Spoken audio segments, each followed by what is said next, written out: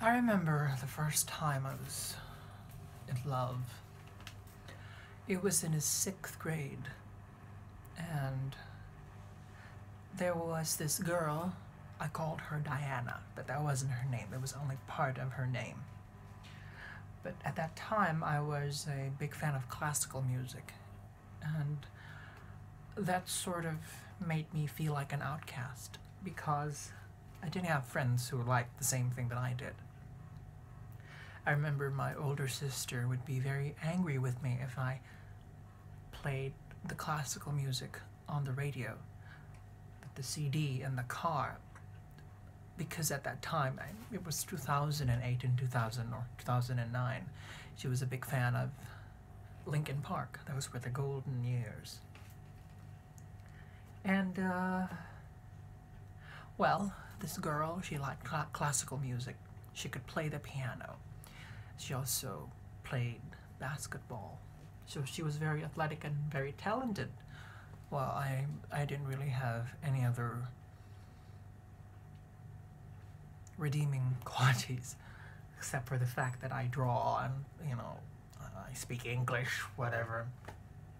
I was weird. I was very weird in school. Still am, but, it's more palatable these days. Anyway,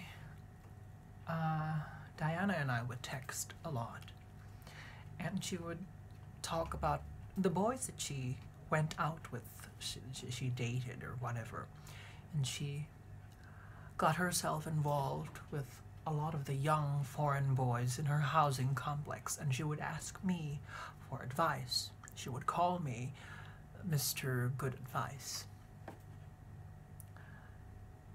And I seem to remember confessing my feelings for her, but I don't quite remember how it turned out. Of course, we never dated.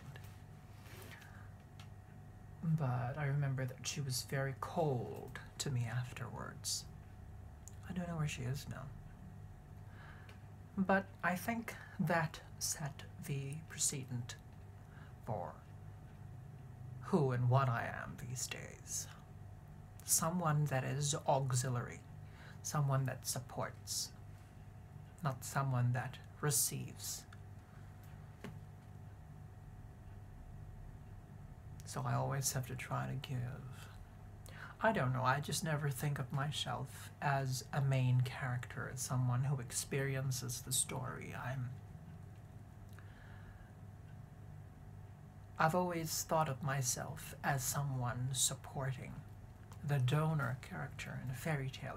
Like the hero is in an adventure, and in the middle of the adventure, the hero would meet a wizard or a fairy godmother or a witch, which would train him or give him something that he would need in order to save the damsel in distress or whatever.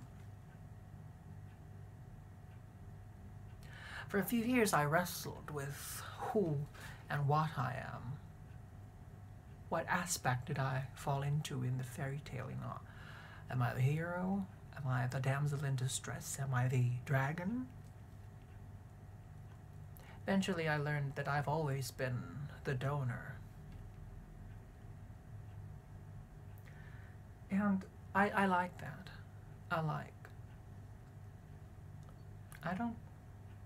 I only talk about myself in my own profiles or pages, or to people that I really care about. But I don't talk a lot about my most sensitive things unless I really have to my friends, my family. It's not that I don't trust them, but because I have always felt like I was telling too much, that whatever I have to say, they wouldn't understand. When I was a kid, I would retell my parents the cartoons that I watched, and I just went on and on and on. And my parents, of course, they were just trying to be good parents. They were listening, but I know that they didn't care.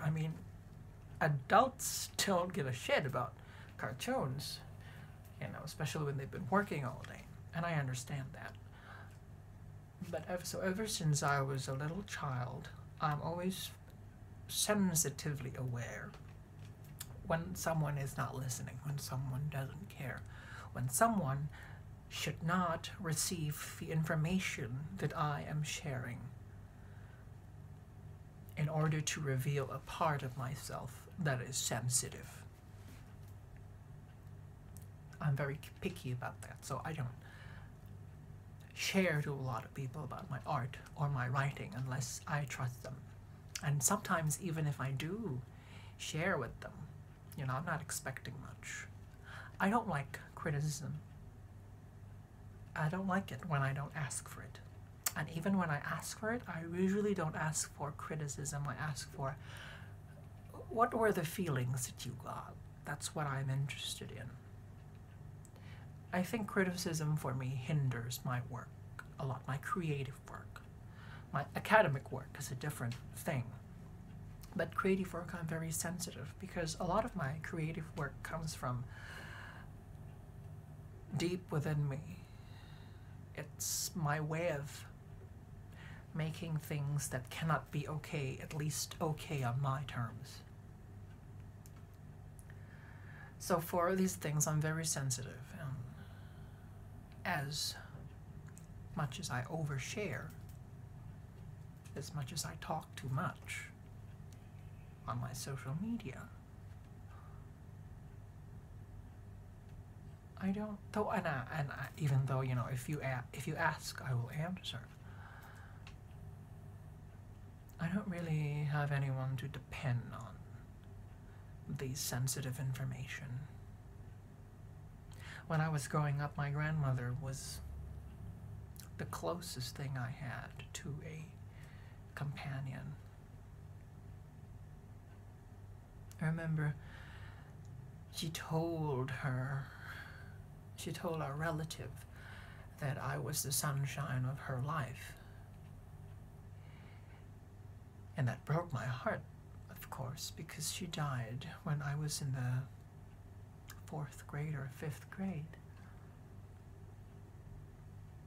I only got to know her as a child, not as a teenager or an adult when I needed her the most.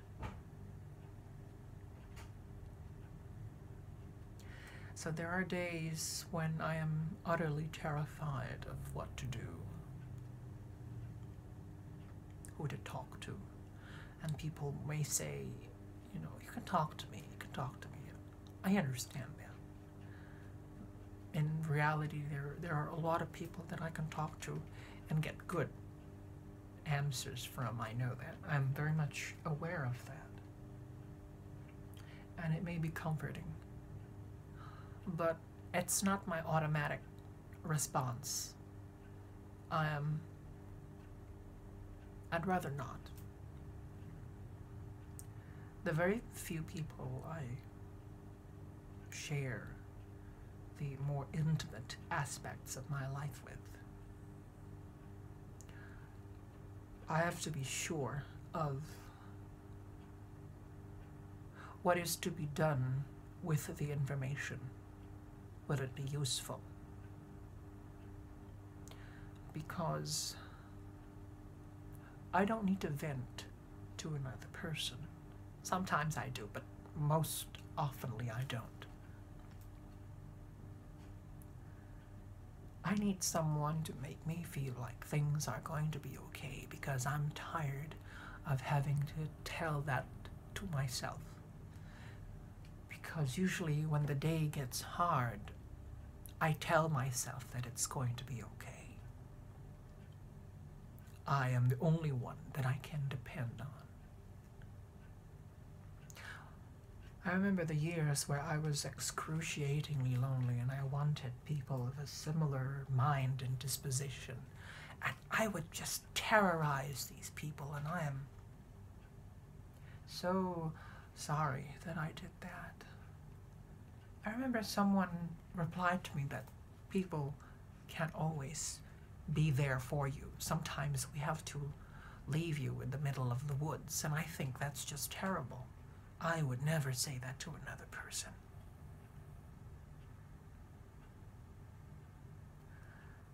So I don't know how people perceive me really, whether I'm someone that listens well or gives good advice. I'm not sure. There might be real or good evidence that I am, but in my heart I don't really feel like anything. I feel like that I just know what to say, because I know what people want to hear, because that's usually what I want to hear. And it frustrates me that other people aren't aware of this. Other people aren't aware of what I want to listen. What I want to hear someone saying to me.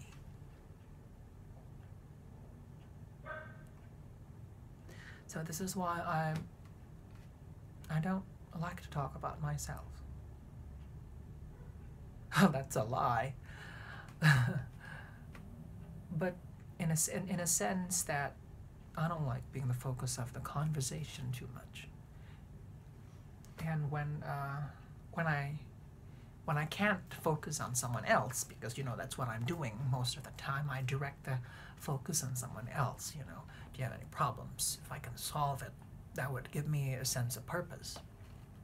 And if I can't do that, it frustrates me, because the only thing I've been my entire life was the support. Someone who gives advice. And I don't mind that, but I wish someone would value me as more than that. I like being thought of as a teacher. I like being thought of someone wise or whatever. But I don't want it to be the only thing that I receive and keep receiving. It frustrates me. On the bad days, it gets me a lot.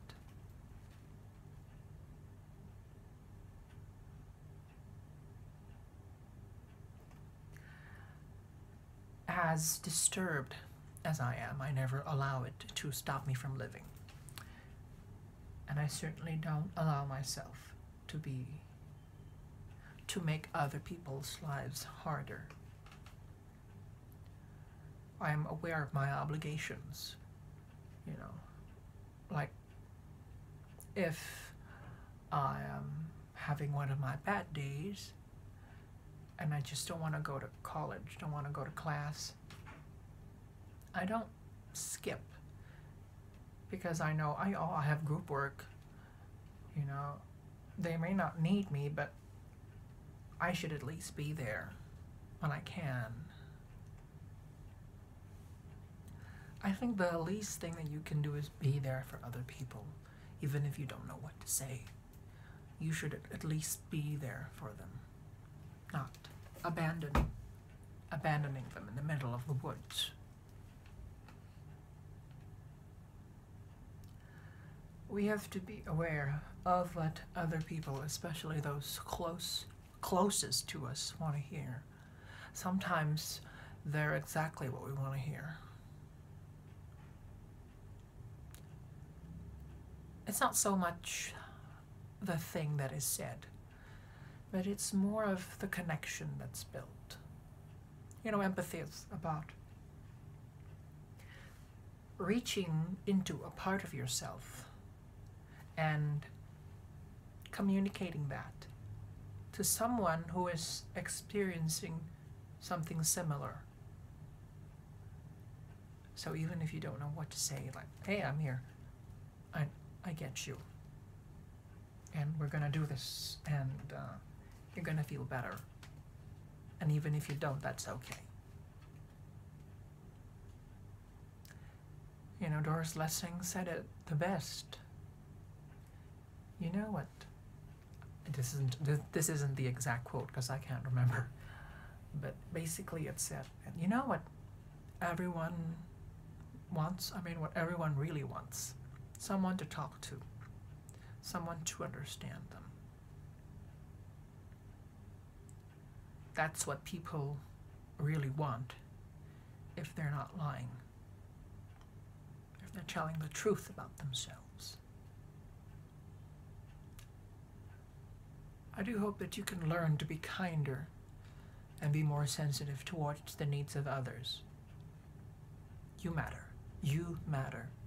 But you're not the only person that matters in this world.